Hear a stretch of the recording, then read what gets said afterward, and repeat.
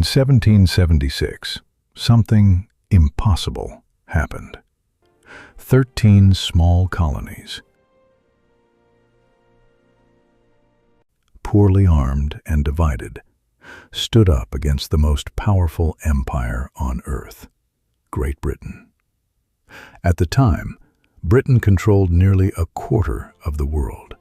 Its navy ruled the oceans. Its army was experienced and feared. No one believed the American colonies could win. But they did. So how did farmers, merchants, and ordinary citizens defeat the strongest military power of the 18th century? To understand this, we must go back to 1765. After the costly 7 Years' War, Britain was drowning in debt. To recover financially, the British government began taxing the American colonies, starting with the Stamp Act. The colonists were furious. They had no representatives in the British Parliament, yet they were being taxed. No taxation without representation. Taxation without representation. Tensions exploded in 1773 during the Boston Tea Party.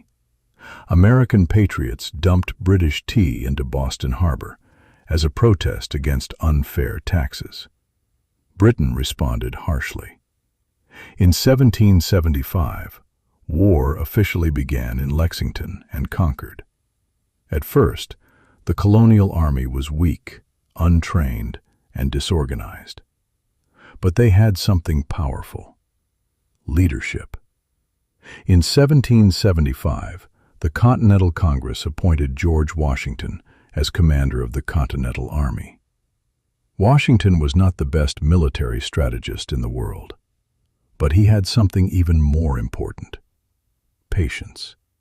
Instead of trying to defeat Britain in one massive battle, Washington focused on survival.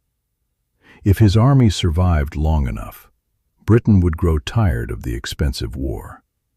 And that is exactly what happened. In 1776, the colonies made a bold move. They declared independence. The Declaration of Independence, largely written by Thomas Jefferson, announced that the colonies were no longer under British rule. Now, this was no longer just a rebellion. It was a revolution. The war dragged on for years. Winters were brutal. At Valley Forge, thousands of American soldiers suffered from hunger and freezing temperatures. Yet they did not surrender. Then, in 1778, everything changed. France, Britain's longtime rival, joined the war on the American side. This gave the colonies powerful military and naval support.